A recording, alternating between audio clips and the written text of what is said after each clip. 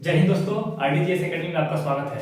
दोस्तों, respiratory system यानी कि श्वसन तंत्र का आपका पार्ट 1 वीडियो आप लोग को मिल चुका है। मुझे पूरा विश्वास है कि आप लोग पार्ट 1 वीडियो देखे होंगे। आज ये वीडियो पार्ट 2 होने वाला है। ठीक है, देखिए सबसे पहले आप लोग को हम बताए थे कि ऑक्सीजन का घर किसको कहते हैं, तो फेफड़ा को कहते हैं। यूवी फेफड़ा के अंदर कौन होता है, तो एल्वियली होता है। एल्वियली में क्या होता है, जब हम लोग सांस को लेते हैं यानी हवा को लेते हैं तो एल्वियली में जाकर के ऑक्सीजन क्या होता है, जमा हो जाता है। वो भी कितना प्रतिशत जमा होता है, तो मात्र 4% जमा होता है। और बाकी के जो होते हैं जैसे नाइट्रोजन, ऑक्सीजन और कार्बन डाइऑक्साइड। नाइट्रोजन तो उसमें रहता ही नहीं है, 78% हम लेते हैं और 78% क्या करते हैं, बाहर निकाल देते हैं। जितना हम लोग गैस लेते हैं तो सभी के सभी निकाल देते हैं, बस एक 4% ऑक्सीजन को छोड़ करके।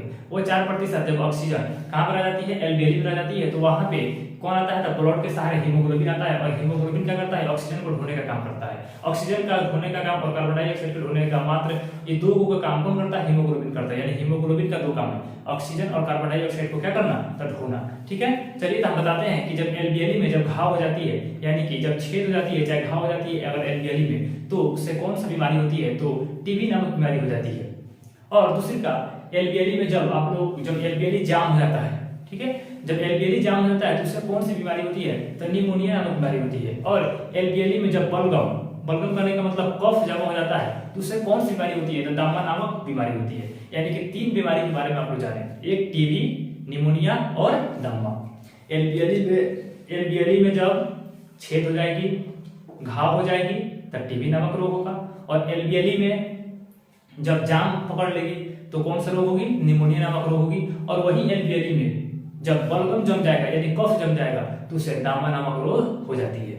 और यहाँ पे आप लोगों को ये बता दिया गया है, छोटा बच्चा जो है 1 मिनट में कितनी बार सांस लेता है, तो 26 से 30 बार। लगभग यह एक आध दो का इधर उधर होते रहता है, यानी 26 से 30 बार, 26 से लेकर के 30 बार वह 1 मिनट में सांस लेता है छोटा बच्चा। यस, मानो 1 मिनट में कितनी बार सांस लेता है, तो वह 14 से 18 बार।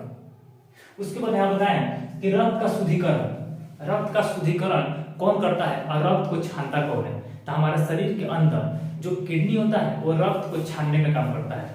रक्त को छानने का काम कौन करता है, यानी ब्लड को छानने का काम कौन करता है, किडनी। और ब्लड का शुद्धिकरण कौन करता है, तो ब्लड का शुद्धिकरण करता है आपका फेफड़ा, ऑक्सीजन को मिला करके। जब ब्लड में आप ऑक्सीजन को मिला दीजिएगा तो ब्लड का क्या हो जाएगा, शुद्धिकरण हो जाएगा। वही काम हमारा फेफड़ा करता है, ब्लड में ऑक्सीजन को मिला देता है और ब्लड क्या हो जाता है, शुद्ध हो जाता है। उसके बाद यहाँ बताएं कि कोरोना के जो मरीज होते हैं, हम जानते हैं कि हमारे अंदर 2 तरह की श्वसन होती है, एक बाह्य श्वसन और दूसरी का आंतरिक श्वसन। बाह्य श्वसन कहाँ होती है, तो फेफड़ा में होती है। और आंतरिक श्वसन कहाँ होती है, तो कोशिका में होती है।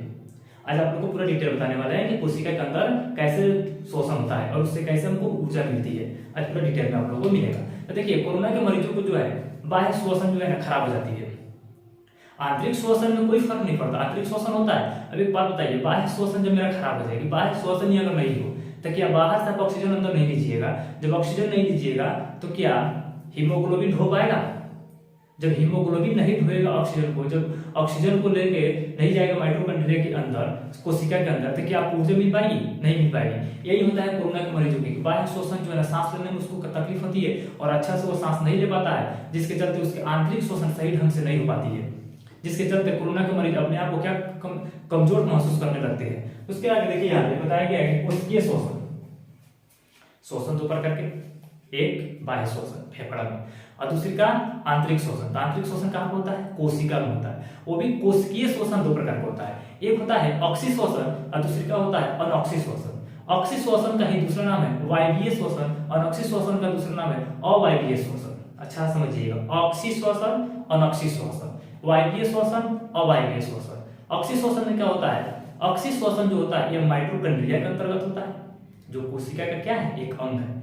और अनऑक्सी श्वसन कहाँ होता है, तो कोशिका द्रव में होता है। आप लोग अगर कोशिका चैप्टर नहीं पढ़े होंगे तो मेरा चैनल पर जाइए और इसके अंतर्गत आप वीडियो देख सकते हैं। कोशिका के 2 वीडियो हम डाले हुए हैं। कोशिका द्रव क्या होती है, कोशिका झिल्ली क्या होती है, यानी कोशिका से संबंधित सभी बातों को हम वहां पे क्या किए, डील किए हैं। तो यहाँ पे देखिए, कोशिका द्रव और माइटोकॉन्ड्रिया बताए हैं कि जो ऑक्सी श्वसन होती है वो माइटोकॉन्ड्रिया में होती है और जो अनऑक्सी श्वसन होती है वो कोशिका द्रव में होती है। यानी कोशिका के अंदर जो द्रव भरी हुई रहती है उसे कोशिका द्रव कहते हैं। यह कोशिका द्रव क्यों भरी हुई रहती है, ताकि कोशिका के अंतर्गत बहुत सारे अंग होते हैं, माइटोकॉन्ड्रिया होते हैं, एंडोप्लाज्मिक रेटिकुलम होता है, लाइसोसोम होता है, सेंट्रोसोम होता है, गोल्गी बॉडी होता है, वेक्यूल्स होता है। ये आपस में टकराए नहीं, जिसके चलते कोशिका के अंदर एक द्रव भरी हुई रहती है, उस द्रव को हम कहते हैं कोशिका द्रव। तो कोशिका द्रव में कौन सी शोषण होती है? तो अवायवीय शोषण होती है। और माइटोकॉन्ड्रिया में कौन सी शोषण होती है? तो वायवीय शोषण होती है। और यहाँ पे एक और क्वेश्चन आपसे पूछेगा कि वायवीय शोषण जो है किसकी उपस्थिति में होती है? वायवीय शोषण किसे कहते हैं? तो वह शोषण जो ऑक्सीजन की उपस्थिति में होती है उसे वायवीय शोषण कहते हैं या ऑक्सी शोषण कहते हैं। वह शोषण जो ऑक्सीजन की अनुपस्थिति में होती है, यानी कि ऑक्सीजन की कोई जरूरत नहीं है, ठीक है, वैसे शोषण को हम कहते हैं अनऑक्सी शोषण, यानी कि अवायवीय शोषण। समझ में आ गया कि वायवीय शोषण क्या होता है? ऑक्सीजन की उपस्थिति में वायवीय, ऑक्सीजन की अनुपस्थिति में अवायवीय। तो समझ में आया यहाँ पे कि कोशिका शोषण, कोशिकीय शोषण दो प्रकार के। चलिए आगे हम लोग बढ़ते हैं। यहाँ पे बीज का अंकुरन, जो हम लोग बीज बोलते हैं, तो बीज का अंकुरन जीवाणु तथा ईस्ट में कैसी शोषण होती है? तो अवायवीय शोषण होती है। यानी कि अगर आप बीजों का अंकुरन देखे होंगे, यानी कि जो हम चना को फुलाते हैं तो उसमें से अंकुरित हो जाता है, यानी कि उसको अंकुरित होने के लिए उसको वायवीय शोषण की कोई जरूरत नहीं है। उसमें कौन से शोषण की जरूरत होती है? तो अवायवीय शोषण की। तो यहाँ पे तीन चीजें, तीन ऑब्जेक्टिव में पूछा हुआ क्वेश्चन है, हमेशा बार बार जो है पूछते रहता है क्वेश्चन कि बीज का अंकुरन जीवाणु तथा ईस्ट में कौन से शोषण होती है? तो अनऑक्सी शोषण होती है। आगे देखिए यहाँ पे एक शब्द दिखा गया है ग्लाइकोलाइसिस। ग्लाइकोलाइसिस का मतलब क्या होता है? तो ग्लूकोज का टूटना, ग्लूकोज को तोड़ देना ही कहलाता है ग्लाइकोलाइसिस। ग्लूकोज को तोड़ना क्या कहलाता है? ग्लाइकोलाइसिस कहलाता है। अब यहाँ पे देखिए हम आपको बता दें कि जब हम लोग खाना को खाते हैं तो खाना के माध्यम से जो हम लोग को ग्लूकोज प्राप्त होती है उसको तोड़ने का काम कौन करता है? अभी आप लोगों को बताने वाले हैं। बस इतना समझिए कि जब हम लोग खाना खाते हैं तो हमारे खाना के माध्यम से जो ग्लूकोज मिला हुआ रहता है वह ग्लूकोज कहा जाता है कोशिका के अंदर, और उस कोशिका के अंदर ग्लूकोज का क्या होता है? ग्लाइकोलाइसिस होता है। बता दिए आपको कि ग्लाइकोलाइसिस का मतलब क्या होता है? ग्लूकोज का टूटना ही कहलाता है ग्लाइकोलाइसिस। यहाँ पे देखिए ऑक्सी शोषण, ऑक्सी शोषण या अनऑक्सी शोषण लिखा हुआ। अनऑक्सी शोषण के फलस्वरूप 4 एटीपी का निर्माण होता है। दो प्रकार के शोषण होती है, कोशिकीय शोषण दो प्रकार की होती है, एक ऑक्सी दूसरे का अनऑक्सी। तो कोशिकीय शोषण में सबसे पहले अनऑक्सी शोषण होती है। जैसे हम खाना खा लिए, ग्लूकोज हमारे शरीर के अंदर चला गया, उसके फलस्वरूप अनऑक्सी शोषण क्या हो जाती है? प्रारंभ हो जाती है।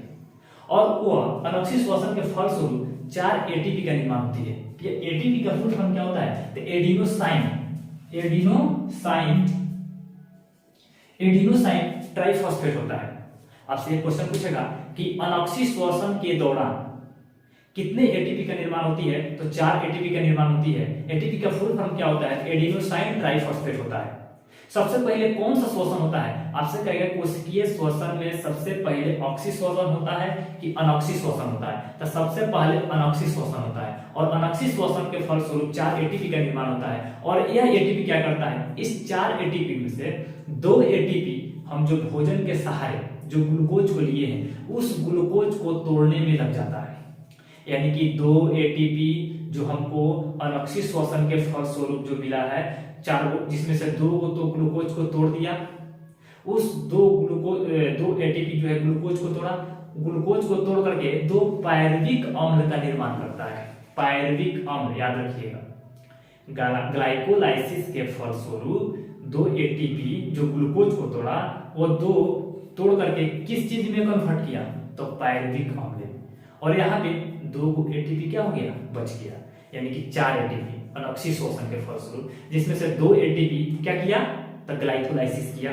ग्लाइकोलाइसिस के तहत ग्लूकोज को तोड़ा, ग्लूकोज को तोड़ने के फलस्वरूप हमको क्या प्राप्त हुआ?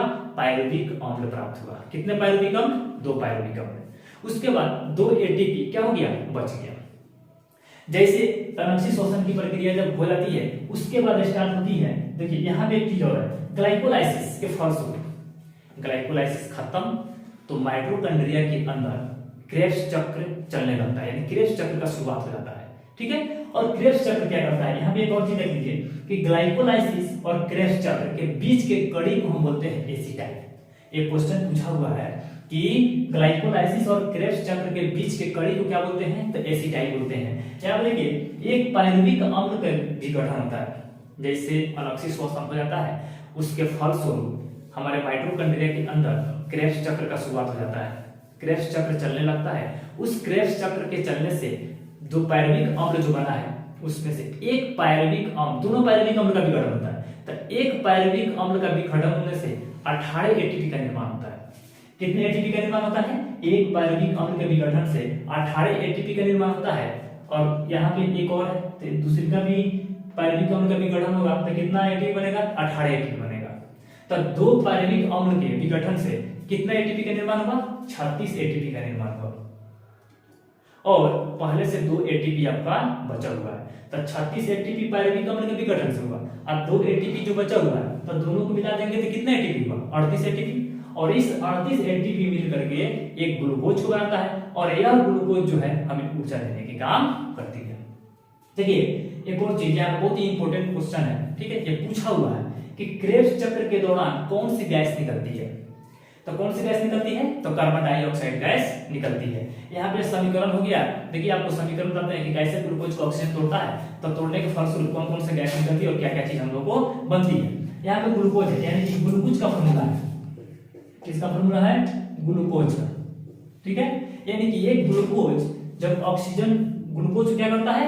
ऑक्सीजन क्या करता है? तोड़ता है। तो ऑक्सीजन के साथ जब अभिक्रिया कराते हैं ग्लूकोज की, तो यह कार्बन डाइऑक्साइड और जल और ऊष्मा हमको क्या होती है? प्राप्त हो जाती है। यानी कि कार्बन डाइऑक्साइड और जल क्या होती है? बाहर निकल जाती है और हमें ऊर्जा की प्राप्ति होती है, ठीक है। यह समीकरण हो गया, श्वसन का समीकरण हो गया कि ग्लूकोज को ऑक्सीजन क्या किया? तोड़ा, किसमें? कार्बन डाइऑक्साइड, जल और ऊष्मा के रूप में, ठीक है। आपसे पूछेगा कि एक ग्लूकोज को जो ऑक्सीजन, ग्लूकोज तथा ऑक्सीजन की जब अभिक्रिया कराते हैं तो कितना ऊष्मा हम लोग को प्राप्त होती है? कितना किलो कैलोरी हमको ऊष्मा प्राप्त होती है? KCl का मतलब होता है किलो कैलोरी। तो कितना? 686 किलो कैलोरी हम लोग को क्या प्राप्त होती है? तो उसका ऊष्मा की प्राप्ति होती है। चलिए एक बार हम लोग रिवीजन कर लेते हैं, ठीक है। यहाँ पे देखिए रेस्पिरेटरी सिस्टम यानी श्वसन तंत्र का पार्ट 1 वीडियो आप लोगों को मिल चुका है। यह कौन सा वीडियो है? पार्ट 2, जिसमें बताया गया कि एल्वियली में जब घाव छेद जाता है तो टीबी नामक रोग होती है, और एल्वियली में जब जाम हो जाती है तो निमोनिया नामक रोग होती है, और यही एल्वियली में जब बलगम चढ़ जाती है तो दमा नामक रोग हो जाती है। यह दमा नामक रोग बहुत ही खतरनाक होती है। और छोटा बच्चा जो है 26 से 30 बार 1 मिनट में सांस लेता है, और वयस्क मानव जो है 24 से 18 बार 1 मिनट में सांस लेते हैं। उसके बाद बताया है रक्त का शुद्धिकरण कहाँ होता है? फेफड़ा में होता है। शुद्धिकरण कैसे होता है? तो ऑक्सीजन को मिला करके। उसके बाद बताया गया कि रक्त का छानता कौन है रक्त को? तो यहाँ पे किडनी। कोरोना के मरीज में बाह्य शोषण क्या होती है? समाप्त हो जाती है। आंतरिक शोषण क्या होती है? समाप्त नहीं होती है, यानी कि खराब नहीं होती है। कोशिकीय शोषण 2 प्रकार का होता है, एक ऑक्सीय शोषण, दूसरा अनॉक्सीय शोषण। ऑक्सीय शोषण कहाँ होता है? तो माइटोकॉन्ड्रिया में। अनॉक्सीय शोषण कहाँ होता है? तो कोशिका द्रव में होता है। ऑक्सीय शोषण के लिए ऑक्सीजन की उपस्थिति होना जरूरी है, अनॉक्सीय शोषण में कोई जरूरी नहीं है। बीज का अंकुरन जीवाणु तथा यीस्ट में अनॉक्सीय शोषण होती है। ग्लाइकोलाइसिस क्या कहलाता है? तो ग्लूकोज का टूटना ये कहलाता है ग्लाइकोलाइसिस। जब हम लोग भोजन को करते हैं तो हम लोग को क्या प्राप्त होता है? भोजन से ग्लूकोज की प्राप्ति होती है, और उस ग्लूकोज को क्या होता है? तो एटीपी तोड़ने का काम करता है, ठीक है। अनॉक्सीय शोषण सबसे पहले होता है। अनॉक्सीय शोषण के फलस्वरूप 4 एटीपी बनता है। 4 एटीपी में से 2 एटीपी ग्लूकोज को क्या करता है? तोड़ता है, और 2 एटीपी जो है ग्लूकोज को तोड़ करके 2 पायरुविक अम्ल बनाता है, और 2 एटीपी क्या होता है? बच जाता है। ग्लाइकोलाइसिस के फलस्वरूप क्रेब्स चक्र का शुरुआत होता है। ये क्रेब्स चक्र कहां चलता है? तो माइटोकॉन्ड्रिया के अंदर चलता है। ग्लाइकोलाइसिस और क्रेब्स चक्र के बीच के कड़ी क्या होते हैं? एसिटाइल होते हैं, और एक पायरुविक अम्ल का विघटन से 18 एटीपी बनता है, तो दूसरे का भी पायरुविक अम्ल के विघटन से 18 एटीपी बनेगा। तो 18 एटीपी कितना हो जाएगा? 26 एटीपी, और 2 एटीपी पहले से बचा हुआ था तो कितना हो जाएगा? 38 एटीपी मिलकर एक ग्लूकोज, और ग्लूकोज से क्या मिली? तो ऊर्जा की प्राप्ति हुई। क्रेब्स चक्र के दौरान कौन सी गैस निकलती है? तो कार्बन डाइऑक्साइड गैस निकलती है, ठीक है। यह आपका समीकरण हो गया कि श्वसन के अंतर्गत हमको कितना ऊर्जा प्राप्त होती है? तो 686 किलो कैलोरी। हमको पूरा विश्वास है कि दोस्तों आप लोगों को समझ में आया होगा। अगर आप लोगों को समझ में आया होगा, ठीक, अच्छा लगा होगा तो कमेंट जरूर कीजिए कि अच्छा लगा है, ठीक है। और लाइक भी जरूर कीजिए, अगर सब्सक्राइब नहीं किया हो तो सब्सक्राइब भी कर दीजिए, क्योंकि इससे अच्छी वीडियो आप लोगों को इस चैनल पर आप लोगों को मिलेगा, ठीक है। चलिए जय हिंद दोस्तों।